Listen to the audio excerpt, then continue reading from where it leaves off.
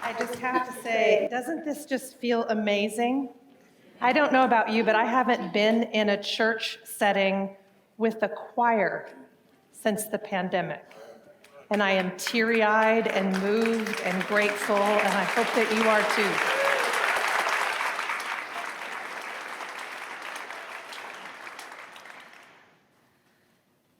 You know I came with a message, right? Yeah. Okay. An adapted genealogy of Jesus in Matthew. Many of you are not surprised. Abraham was the father of Isaac, and Isaac the father of Jacob, and Jacob the father of Judah and his brothers, Judah the father of Perez and Zerah, whose mother was Tamar, and it goes on. Perez the father of Hezron, Hezron the father of Ram, Ram the father of Aminadab, all the way to Jesus. Jesus born in Bethlehem, Jesus of Nazareth, that great teacher and model for so many. If you are a reader of the Christian scriptures, you are likely familiar with this list in Matthew, and you might skip right on over it regularly to get to the good part, to the message, to the relevant part of the story, in our opinion, that part that's most relevant to our own story. But I say, wait a minute. Let me suggest that the inclusion of all of these begats was not just for memory, but for passing on identity and divinity. Usually, a genealogy list of Matthew's era is a list of kingdom and kingdoms, justifying a legacy of royalty, weaving together a larger-than-life story of great men and their great deeds. Son begat son begat son, and that's usually all that really mattered. But not so in Matthew. Matthew includes the names of those who would otherwise have been excluded: women and widows, outcasts and sinners, murderers, cheats, prostitutes, traitors, refugees. This was revolutionary. And some people might even have called it heresy. Matthew was trying to prove a point, that this gospel is not ordinary. It is a radical message of inclusion that goes beyond birthplace, nationality, and bloodline to create a new family. It is a relentless and persistent message of love that claims that you are not bound by your mistakes or your family's mistakes, that you are not only your bloodline or your birthplace. You can choose to align your biographical story with a more inclusive and larger story that honors your positionality as well as someone else's. A story of radical forgiveness and love. Now let me share with you a bit of ancestral mathematics. Regardless of who you are sitting here today, it took 2 parents, 4 grandparents, 8 great-grandparents, 32 second great-grandparents, 64 fourth great-grandparents, etc., for you to be born today from 12 previous generations. It would have required 4,094 ancestors over the last 400 years.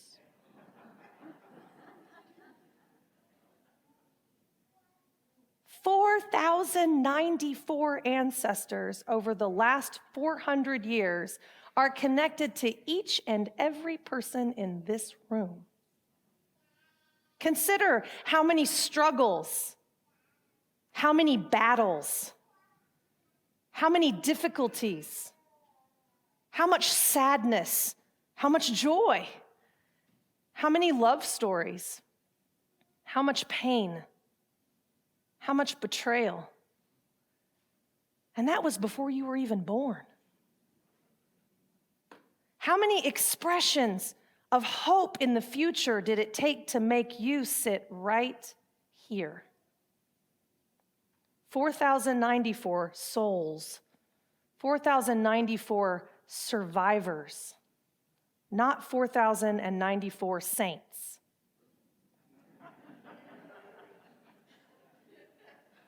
I'm just saying.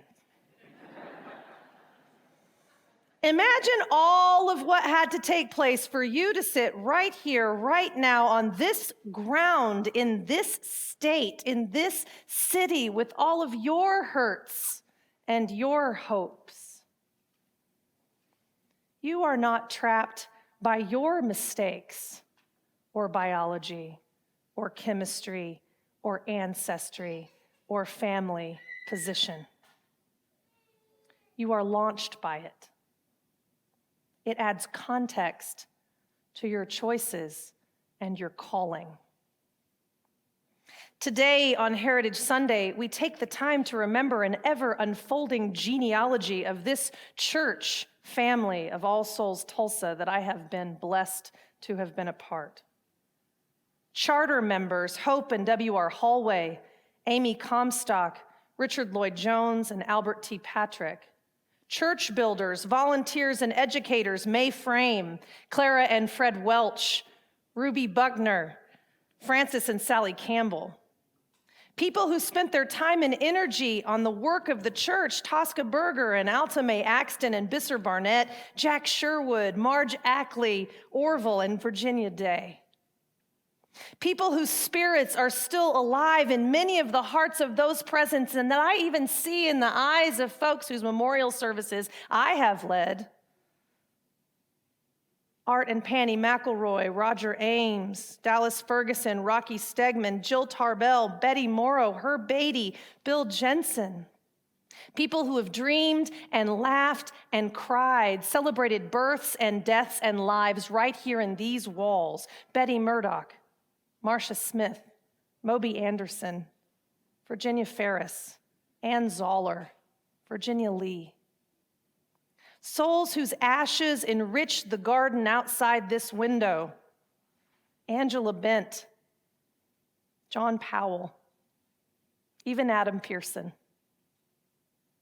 People who have taught us and moved us and inspired us and sang with us. James Kennedy, Reverend John Morris Evans, Alfred Von Stille, Bob Sonnen, John Wolfe, Suzanne Meyer, Jesse Williams. And so many more souls. And each and every light that you have carried here to this sanctuary with you into this space. So many spirits are alive in the hearts of those who walk these halls today. Their dreams and their stories contribute to our present moment, whether we knew them or not. But it helps if we did. The lineage of All Souls did not escape the exclusionary era of its creation, nor is it a story of saints. But we also have in our DNA the seeds of inclusion planted from the very, very beginning. And I want to tell you a bit of a story about one of those names from All Souls history that I mentioned earlier. You can learn more about it and All Souls history in general by purchasing a history book, which is available for purchase in the office or I believe on the website. But one of the charter members of this church was named Albert T. Patrick.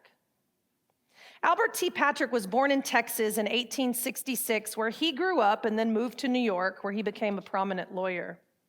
In 1902, Patrick was convicted of conspiring to murder Marsh Rice, a client of his and the founder of Rice University. He was sentenced to death and was to be electrocuted.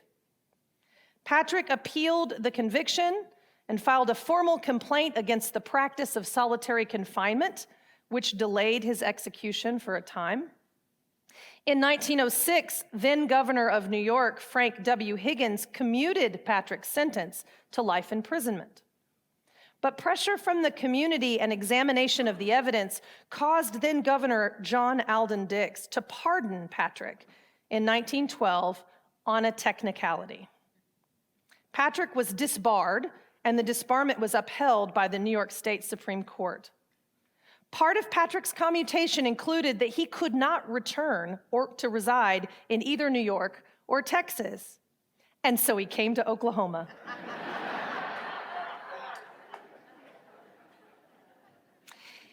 In the late 1920s, at the peak of our city's joy,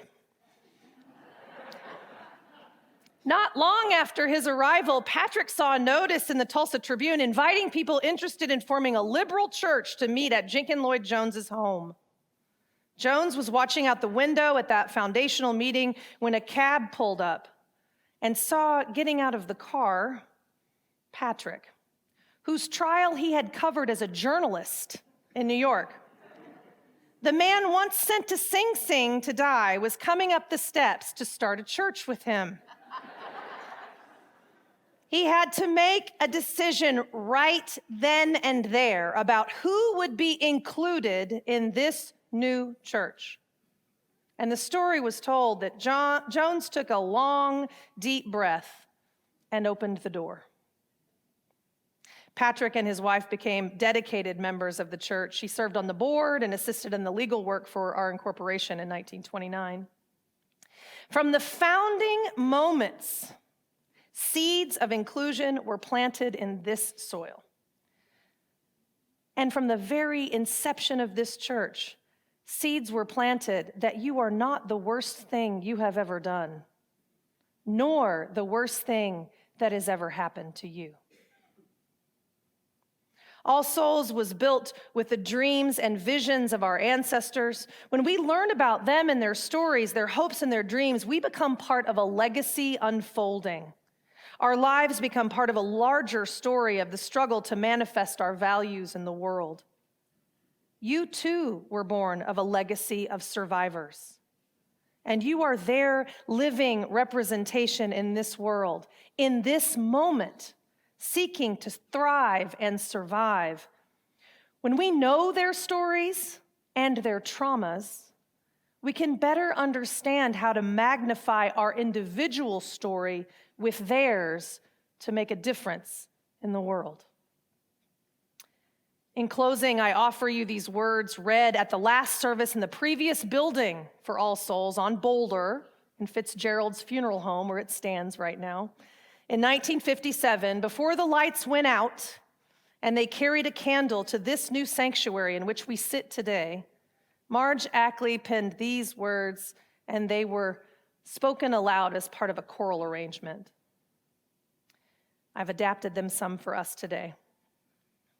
Our church was builded not by a stone, not by a decree, not to atone. No doom our forebears feared or fostered our fellowship, our church home. Our church was builded out of need. Humanity lives not to themselves alone. We measure faith by deed, and we grow in need. Our church was builded like a flower radiant in natural bloom, with power to warm the heart and soothe the pain of a wounded hour. Our church was builded part by work of many willing hands. Depart from this place soon, we must leave roof and walls, but we take our hearts. Our church was builded like a home. Our family grew, we must add room. Our church was builded out of praise for every star and stick and stone, and praise for the Creator and our creative gifts and their full use. Our church was builded. Let us praise all those whose dreams gave us the plan. Again, In a new century, we build in joy, in work, in need, in faith, in prayers. We sing of a bold new strength that grows and grows and grows. Amen, and may it be so.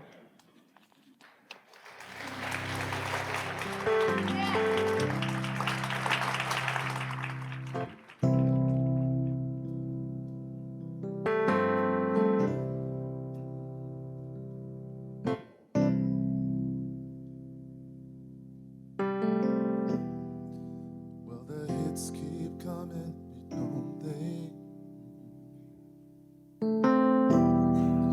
It's like you can't ever catch a good break. It's okay if you're not okay. Don't worry, 'cause tomorrow is a new day. I'm gonna lift you up when it's got you low. I know that the world can feel so cold. I'm gonna lift you up. I'll be on your side. Everybody needs a friend sometimes. Yeah, I'm gonna lift you up.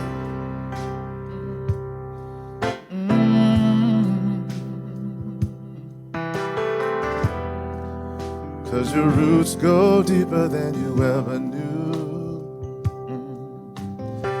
And who you are is bigger than what you're going through. It's okay if you're not okay. No, no, no. Know that hope is gonna have a say, have a say. Yeah, I'm gonna lift you up when it's got you low. I know that the world can feel so cold. I'm gonna lift you up. I'll be on your side. Everybody needs a friend sometimes. Yeah, I'm gonna lift you up.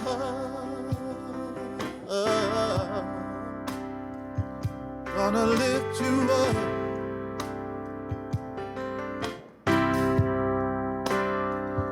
Oh, lift you up.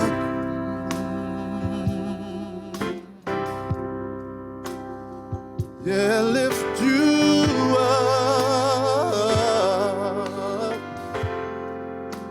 I'm gonna lift you up.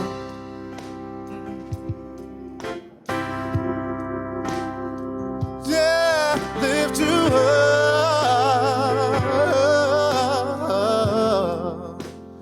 I'm gonna lift you up when it's got you low. I know that the world can feel so cold. Yeah, I'm gonna lift you up. I'll be on your side. Everybody needs a friend sometimes. I'm gonna lift you up if it's got you low. I know that the world can feel so cold. I'm gonna lift you up. I'll be on your side. Everybody needs a friend sometimes. I'm gonna lift you up.